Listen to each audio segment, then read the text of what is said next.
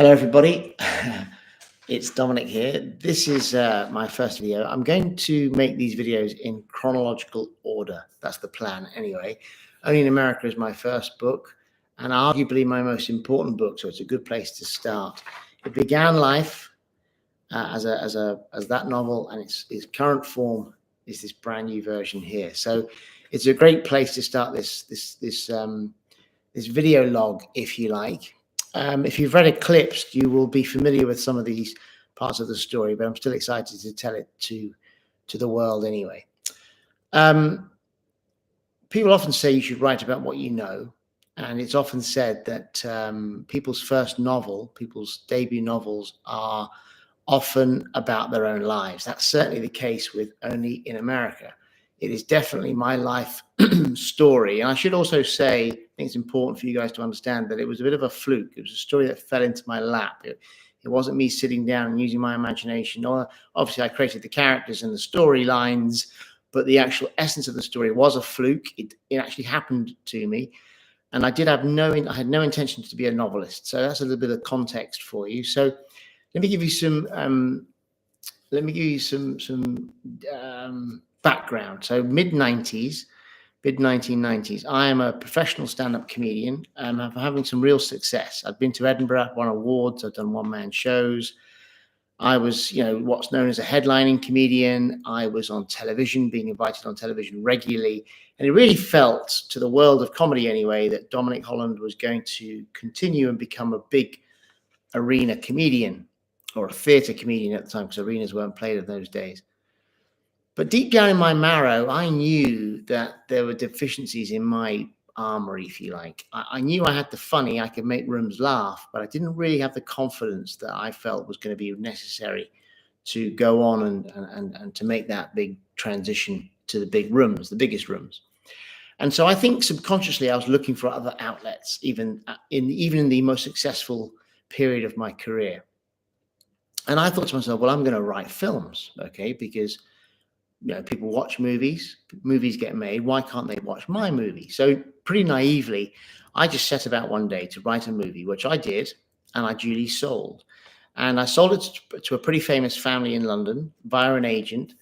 And I had this wildly exciting couple of years where I had meetings after meetings, and people were telling me how wonderful a writer I was. And I really felt, gosh, this is so exciting. I wish I'd done this years ago, and I'm going to become a filmmaker. And scroll forward a couple of years, and the project finally died. And I was very despondent. And I said to Nikki, gosh, this film industry is so frustrating. All it is you could circumvent all this nonsense if you could just get your film script onto the desk of one of these rarefied people who have the power to say, action, make the movie. And then in that moment, I said, gosh, wouldn't it be a great story if that happened almost by accident?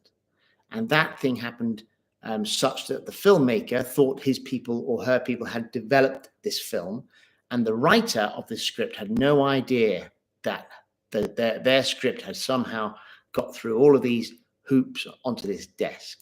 And that is the essence of Only in America. I thought it was a great idea for a story. I said to Nikki, hey, what do you think about this for a story? Nikki immediately said, that's a great idea. So my plan was to write that into a movie. Anyway, scroll forward a few years. Tom is born. The twins are born. I'm doing loads of gigs, and I'm pretty exhausted. And I was really struggling to get on stage. You wouldn't have known it if you were sitting in the auditorium, because I was a good stand-up, still am. But getting on stage was a real ordeal for me, being as tired as I was. And I was really struggling, really desperately struggling. And my agent at the time said to me, look, Dominic, your radio show, which was called The Small World of Dominic Holland, had been a big success on Radio 4. Why don't we try and sell that as a book? So she set up a meeting for me at a publisher. So we were going to try and pitch this really a book like Takes on Life is now. A sort of, a book like Seinfeld's book, Sign Language, but Jerry Seinfeld being so famous, it obviously sold truckloads. And in the meeting with these two ladies at this publisher, I was very conscious that they were liking me and liking my funny, but they weren't really going for the nonfiction idea. And that's because what they really want to have is fiction. So I was sort of trying my best to get them enthused and excited, but it wasn't working. And they said to me, almost as an aside, do you have any novels that you're thinking of writing? So I just thought, well, when the opportunity comes up. So I pitched them only in America with no notice or planning or preparation. I just pitched them this story. And I could tell immediately that there was real resonance with these two ladies. They changed, their body language changed, and they really liked it. They really liked it immediately. And then one of them even said to me, gosh, that sounds like a film. And I said, really? I don't know. I'm intending to write it as a novel first and then for it to become a film. Anyway, they bought the book pretty much there and then. Okay, we left the meeting knowing that they were going to buy the book. And in 2 weeks' time, they emailed or faxed, probably faxed at that time, an offer. And that was wildly exciting for me. So just to keep in mind, though, at that point in my life, I'd never written anything more than a 500-word school essay. And suddenly I'm faced with writing a 60,000-word novel. So the writing process of Only in America is a lot to learn from. And I'm going to share some other videos about that process and what I did wrong and the publication itself. So do come back and look at those videos. I think they'd be really interesting for you if you are interested in writing yourself. But more importantly, or as importantly, Only in America, obviously I sold as a couple of times. Once the novel was published, the rights were bought immediately. And then I sold them subsequently. And it was that couple of years that sent me to Los Angeles for meetings that were equally exciting to the previous script.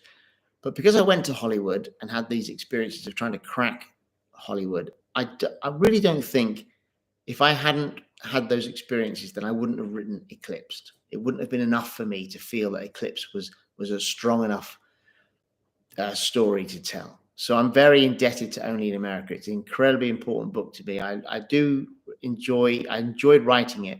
I hope you enjoy reading it. I won't go on now. I won't labor things now. I've spoken for long enough, but that's the story. I hope you enjoy it. And if you do, come back and watch the other videos. Many thanks. Bye-bye.